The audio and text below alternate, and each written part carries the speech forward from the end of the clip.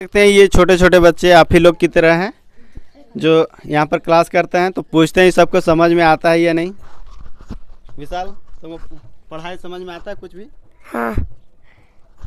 और किसी को कुछ बोलना है पढ़ाई के बारे में? पढ़ाई अच्छा लगता है। पढ़ाई बहुत अच्छा लगता है। पढ़ाई बहुत अच्छा लगता है। पिटाई नहीं होता है? नहीं होता है लेकिन समझ में आता है। ठीक है।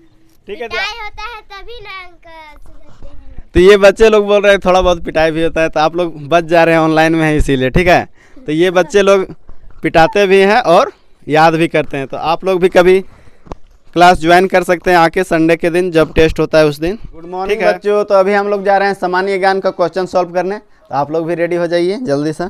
सामान्य ज्ञान का क्वेश्चन सुनो तुम लोग, ठीक है? अब बताना। ठीक, भारत की प्रथम महिला राज्यपाल कौन बनी थी? हाँ, सरोजनी नायडू। कांग्रेस की प्रथम महिला अध्यक्ष? हाँ, सरोजनी नायडू। प्रथम महिला लोकसभा अध्यक्ष? मीरा कुमार।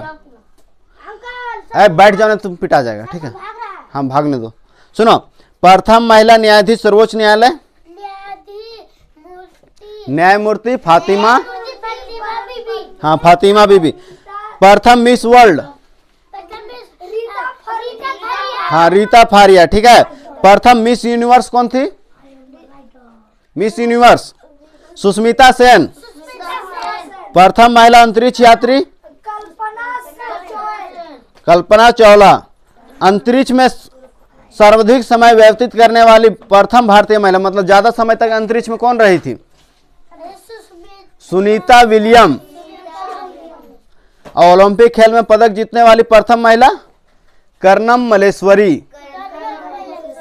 ओलंपिक में रजत पदक जीतने वाली प्रथम बैडमिंटन खिलाड़ी कौन थी? पीवी सिंधु। और ओलंपिक में कांस्य पदक जीतने वाली प्रथम महिला पहलवान? साक्षी मलिक।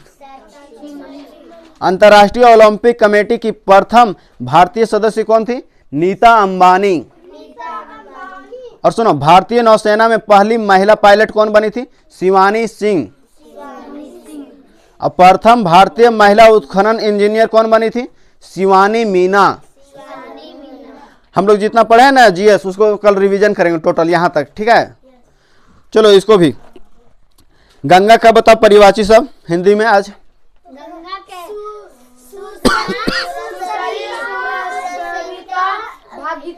हाँ सुनो, सुरसरी, सुरसरिता, भगीरथी, मंदाकिनी, विष्णुपति, जाहुरी, त्रिपथा, सुरधुनी और सुरपगा, देवपगा और देवनी मगना। ठीक है, ये सब है किसका? गंगा का परिभाषी शब्द। चंद्रमा का परिभाषी शब्द बता।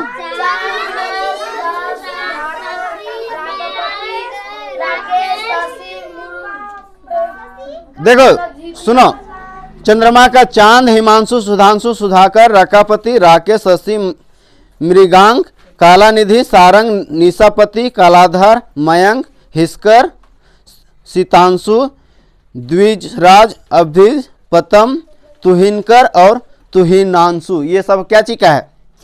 चंद्रमा का। ठीक है, चिड़िया का बताओ।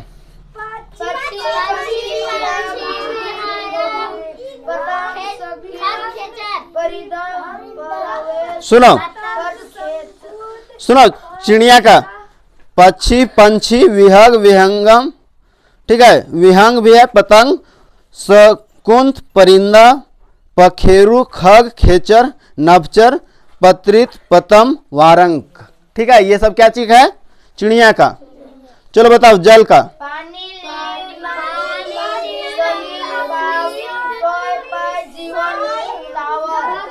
सुनो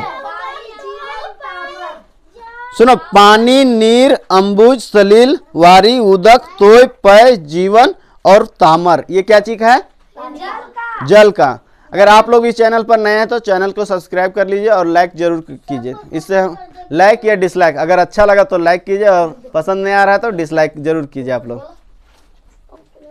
तो अभी हम लोग फिर मैथ का क्वेश्चन सॉल्व करते हैं, इसी में रहेगा आप लोग का। आज हम लोग का 12वां दिन है। तो देखिए, तीसरा नंबर क्वेश्चन दूसरा तक हम लोग देख लिए थे। नीचे दिए गए संख्याओं को आरोही क्रम, बढ़ते क्रम और अवरोही क्रम, घटते क्रम में लगाने पर कौन सी संख्या का स्थान नहीं बदलेगा? मतलब जो मतलब आरोही क्रम और अवरोही क्रम में स्थान उसका नहीं बदलेगा, जग के थक रहेगा। ठीक है, तो किसका? तो देखो यहाँ पर क्वेश्चन दिया हुआ है 9 9 9, फिर क्या है 8 5 7, और क्या दिया हुआ है 8 7 9, और क्या दिया हुआ है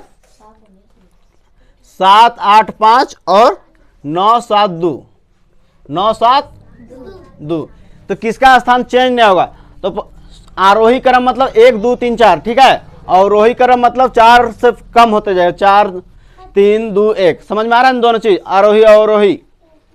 तो देखो यहां पर सबसे कम इसमें कौन है? आरोही अभी लिख रहे हैं, आरोही। ठीक है, सबसे कम कौन है अभी इसमें?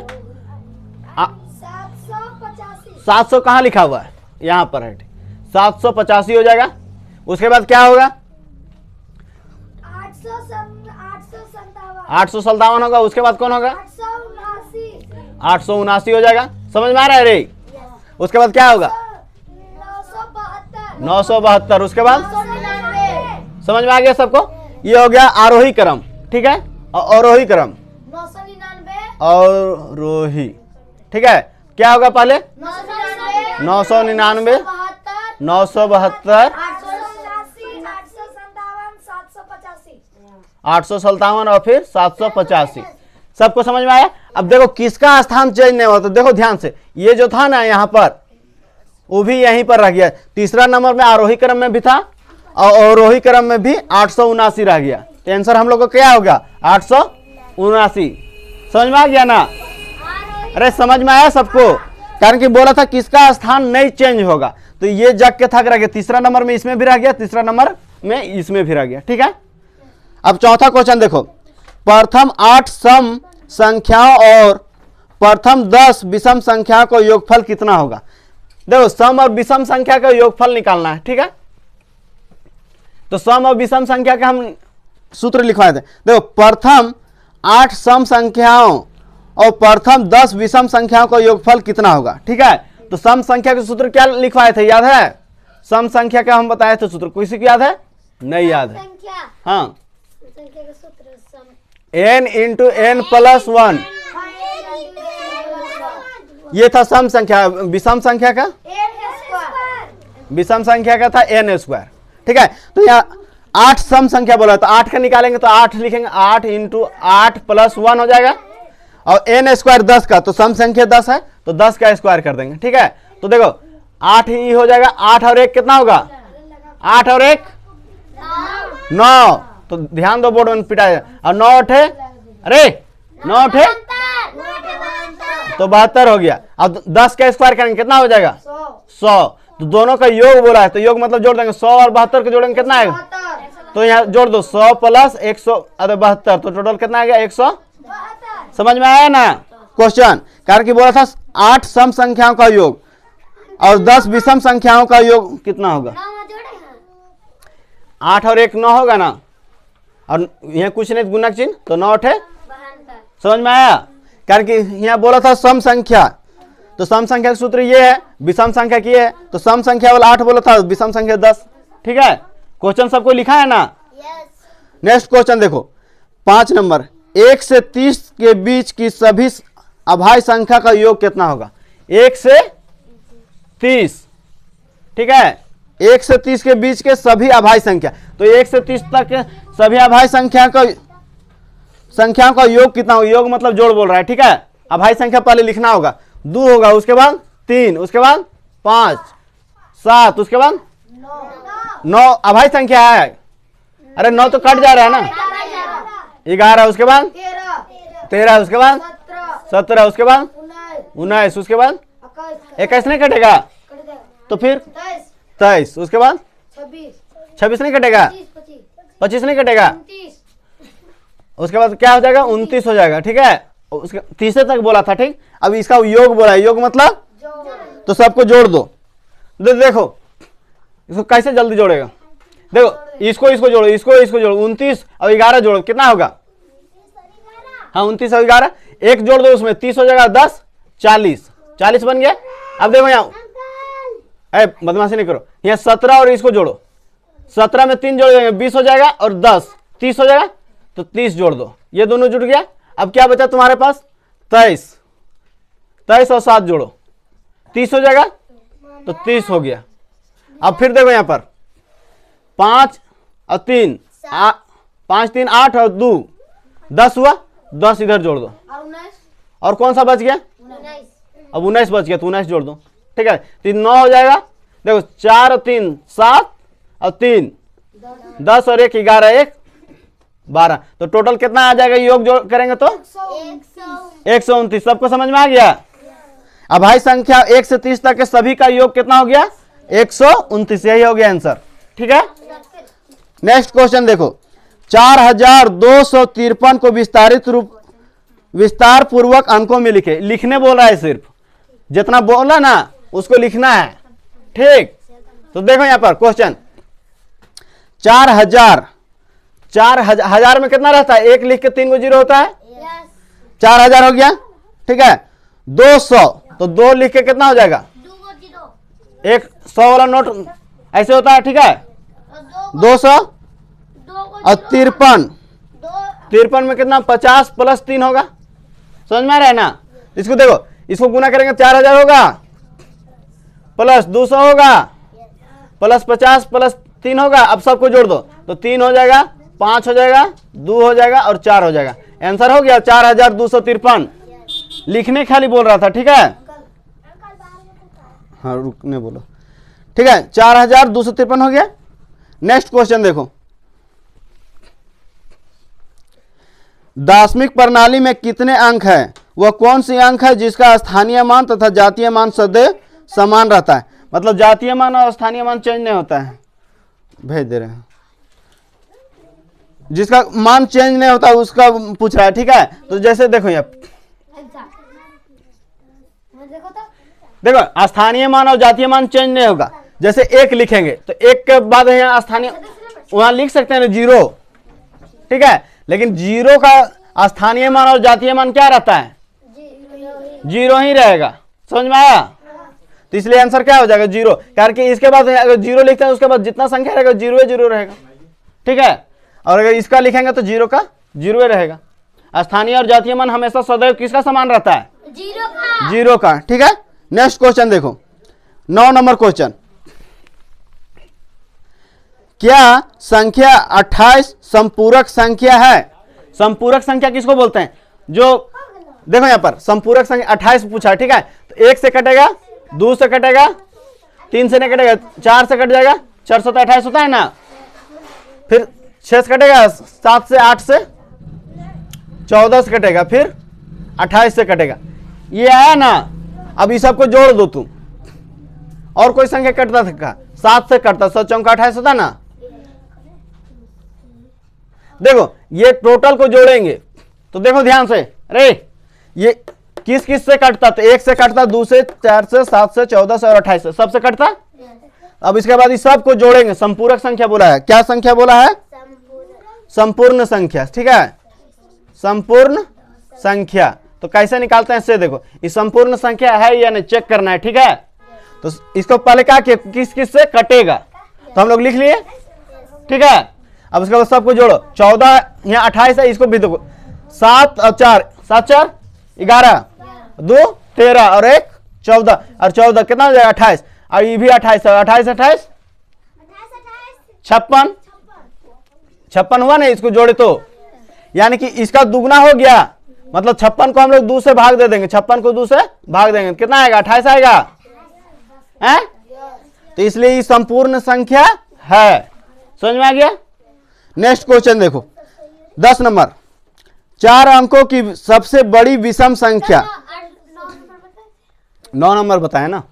देखो 10 नंबर, 4 अंकों की सबसे बड़ी संख्या, बड़ी विषम संख्या तथा 4 अंकों की सबसे छोटी सम संख्या का अंतर क्या होगा? यहां बोला है 4 अंक के सबसे बड़ा विषम संख्या, ठीक है, और 4 अंक के सबसे छोटा सम संख्या। देखो यहाँ 4 अंकों की सबसे बड़ी संख्या विषम, तो विषम यही हो जाएगा 4 अंक का, 9 9 9, नहीं कटेगा, दूसरा नहीं कटेगा, जो नहीं कटता वो विषम हो जाता है। और सब अब 4 अंक की सबसे छोटी सम संख्या, ठीक है, तो कितना हो जाएगा ये 1000 हो जाएगा। ठीक है, उसका क्या बोला है अंतर, अंतर मतलब घटाओ, तो घटा देते हैं 9 9 9 8 8900, समझ में आ गया। अब 11 नंबर लास्ट क्वेश्चन देखो, संख्या 17 को 4 अभाज्य संख्याओं में व्यक्त करें। 17 का 4 अभाज्य संख्या में व्यक्त करना है। ठीक है, तो 17 का अभाज्य संख्या क्या होगा, तो पहले 17 का अभाज्य संख्या क्या क्या होता है। अरे 10 नंबर समझ में आ गया नहीं ये वाला क्वेश्चन। 11 नंबर क्वेश्चन देखो, संख्या 17 को 4 अभाज्य संख्या में व्यक्त करें। 4 अभाज्य संख्या में व्यक्त करना है, तो 17 से पहले जो अभाज्य संख्या है उसको लिखना है। ठीक है, तो 2 3 5 7 11 और 13। ठीक है, तो अभी जोड़ो, किसको किसको जोड़ने पर 17 आएगा, देखो तो, देखो यहां तक जोड़ेंगे तो आ जाएगा 7 और 5 12 12 3 15 और 2 तो ये होगी 17। ठीक है, तो यहां बोला था ना संख्या 17 को 4 अभाज्य संख्या में व्यक्त करें, तो यही चारों हो गया आंसर। ठीक है, अभाज्य संख्या ये सब है ना, इसलिए व्यक्त हो गया, बस इतना ही। अगर आप लोग अगर इस चैनल पर नए हैं तो चैनल को सब्सक्राइब कीजिए और अपने छोटे बच्चों को जरूर दिखलाइए। अभी आप लोग को कुछ यहाँ पर जो बच्चे पढ़ते हैं वो सबका छोटा सा आप लोग को वीडियो दिखेगा, कौन कौन बच्चे लोग पढ़ते हैं देख लीजिएगा। ये छोटे छोटे बच्चे आप ही लोग की तरह हैं जो यहाँ पर क्लास करते हैं, तो पूछते हैं सबको समझ में आता है या नहीं। विशाल, तुमको पढ़ाई समझ में आता है कुछ भी? हाँ। और किसी को कुछ बोलना है पढ़ाई के बारे में? पढ़ाई अच्छा लगता है, पढ़ाई बहुत अच्छा लगता है, पढ़ाई बहुत अच्छा लगता है। पिटाई नहीं होता है? नहीं होता है, लेकिन समझ में आता है। ठीक ठीक है, पिटाई होता है तभी ना अंक सुधरते हैं। तो ये बच्चे लोग बोल रहे हैं थोड़ा बहुत पिटाई भी होता है, तो आप लोग बच जा रहे हैं ऑनलाइन में है इसीलिए। ठीक है, तो ये बच्चे लोग पिटाते भी हैं और याद भी करते हैं, तो आप लोग भी कभी क्लास ज्वाइन कर सकते हैं आके संडे के दिन जब टेस्ट होता है उस दिन। ठीक है, बाय बाय।